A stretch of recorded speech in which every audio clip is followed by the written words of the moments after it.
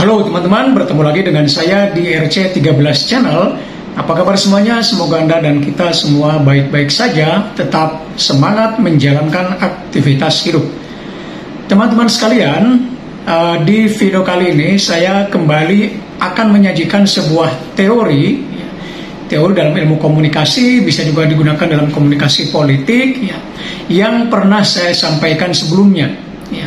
Jadi ini merupakan kelanjutan dari video sebelumnya, yaitu tentang teori kelompok bungkam, demoted teori, teori kelompok bungkam, atau tepatnya demoted group theory, teori kelompok bungkam.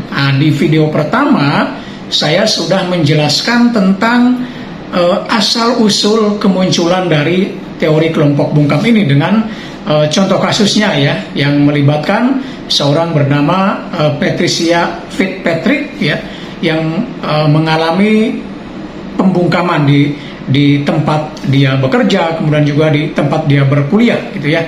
Nah, bagi yang belum nonton, silakan bisa ditonton di videonya ya. Ini bagian pertama. Nah, untuk yang sekarang atau bagian kedua, saya akan berbicara tentang asumsi dari teori ini, dari teori kelompok bungkam ini. Ada 3 asumsi dari teori ini yang bisa menjelaskan bagaimana teori ini berjalan gitu ya. Yang pertama adalah bahwa perempuan yang memersepsikan dunia secara berbeda dibandingkan laki-laki, karena pengalaman laki-laki dan perempuan itu berbeda, serta adanya kegiatan-kegiatan yang berakar pada pembagian pekerjaan. Ini artinya bahwa sejak zaman dahulu sampai saat ini memang ada perbedaan pekerjaan antara laki-laki dan perempuan yang akhirnya juga membawa kepada pengalaman yang berbeda-beda antara keduanya gitu ya.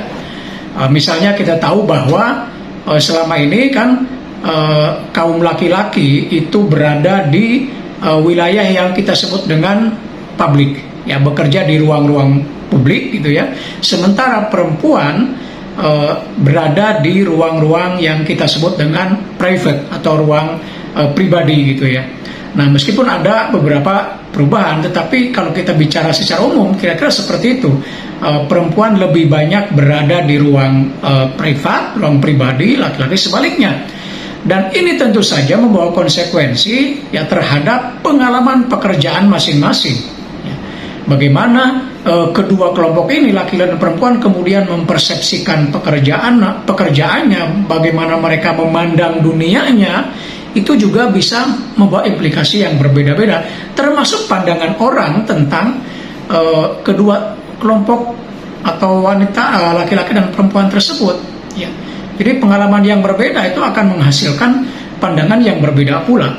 Bahkan sampai saat ini, misalnya ketika zaman sudah modern, katakanlah di mana kaum perempuan sudah juga berada di dunia yang kita sebut publik, misalnya sebagai perempuan karir dan seterusnya, tapi beberapa masyarakat itu kan tetap saja memandang bahwa perempuan tetap harus bertanggung jawab dengan urusan-urusan keluarga, misalnya dengan urusan-urusan anak dan seterusnya. Nah, ini artinya memang dua kelompok manusia ini memiliki perbedaan cara pandang karena pengalaman yang berbeda-beda terkait dengan keberadaan mereka sebagai laki-laki dan sebagai perempuan. Nah, itu asumsi yang pertama ya. Nah, kemudian asumsi yang kedua ini karena adanya dominasi politik, sistem persepsi pria dan sistem persepsi pria umumnya itu lebih dominan, dan pada akhirnya adalah menghambat ekspresi bebas dari model alternatif perempuan mengenai dunia. Dengan kata lain, bahwa pada asumsi kedua ini kita menemukan adanya dominasi pria terhadap perempuan. Ini tentu saja kalau kita bawa kepada asumsi yang pertama, ini semacam implikasi dari perbedaan karena tadi itu pembagian pekerjaan antara pria atau laki-laki dan perempuan, yang satu di ruang publik, yang satu di ruang pribadi. ya akibatnya dalam banyak hal pria lebih mendominasi daripada perempuan, dan akibatnya ya sistem kebahasaan yang dibangun itu juga umumnya ya didominasi kaum laki-laki. Jadi perempuan akhirnya ya akan terdominasi, akan menjadi tersubordinasi gitu ya, menjadi tidak bisa punya bargaining yang tinggi gitu ya, mereka akan merasa terpinggirkan dan lain sebagainya. Misalnya ya kasus yang di awal atau di video pertama udah kita singgung mengenai Patricia Fitzpatrick, bagaimana dia yang notabene merupakan seorang ibu tunggal dengan 3 anak yang di pekerjaannya mengalami situasi yang kurang menyenangkan. Dia seolah-olah tidak dianggap oleh suasana di ruang kerjanya yang didominasi oleh kaum laki-laki, sehingga ya dia tidak bisa berbuat apa-apa, tidak juga bisa menyampaikan sesuatu keluhan atau apapun, karena selalu akan berada di posisi yang sulit gitu ya. Sementara di situ yang dominasi atau yang dominan adalah para pekerja laki-laki ya, yang dalam banyak hal mengatur apapun ya terkait dengan Patricia itu.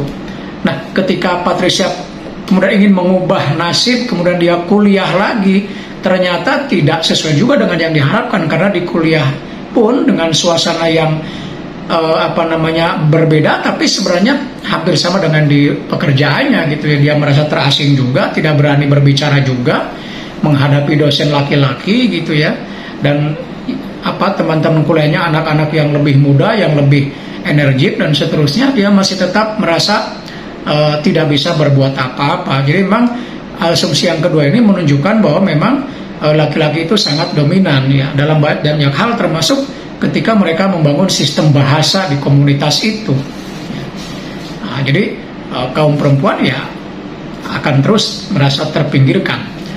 Nah, asumsi yang ketiga menjelaskan bahwa agar dapat berpartisipasi di masyarakat, perempuan harus mentransformasi model mereka sendiri sesuai dengan sistem ekspresi pria yang diterima.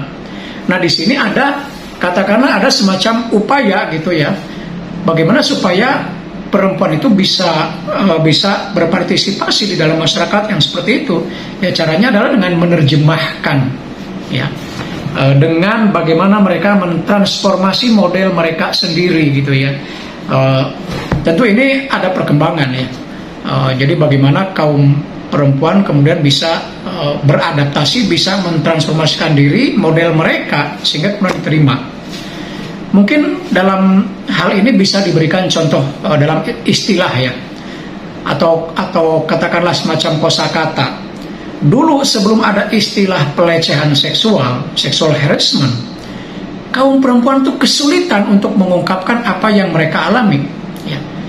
Sejak zaman dahulu mereka sudah mengalami dilecehkan, misal mulai dari verbal, misalnya di tempat kerja, ya teman-teman laki-lakinya misalnya selalu menjelaskan atau mengungkapkan tentang bentuk tubuh mereka, membanding-bandingkan dengan yang lain. Tapi perempuan kemudian kesulitan untuk mengekspresikan misalnya kekesalan mereka dan seterusnya, karena belum ada istilah yang digunakan. Nah, begitu muncul istilah sexual harassment, pelecehan seksual, nah, barulah mulai. Dan sekarang kan mulai itu ada istilah-istilah yang menyudutkan perempuan, kemudian ada muncul istilah-istilah yang kemudian bisa menjadi senjata mereka ya. Kasusnya seperti sexual harassment dan beberapa istilah yang sekarang banyak digunakan kaum perempuan dalam rangka mengangkat eksistensi mereka. Nah, jadi saya kira asumsi yang ketiga ini sudah cukup bagus ya, mulai bisa membuat perempuan itu berani speak up gitu ya. Tapi secara umum ya, sebagaimana namanya ya, demotive group theory, bahwa kaum perempuan dalam hal ini sebagai contoh kasusnya adalah mereka orang-orang yang sulit untuk mengungkapkan sesuatu ya, karena mereka dalam tanda petik dalam kondisi yang dibungkam oleh keadaan ya. Nah, itu teman-teman 3 asumsi dari teori kelompok bungkam ya. Mungkin nanti bisa juga ada penjelasan tambahannya ya di video berikutnya. Mudah-mudahan bisa dipahami. Sampai bertemu kembali di video berikutnya. Tetap semangat.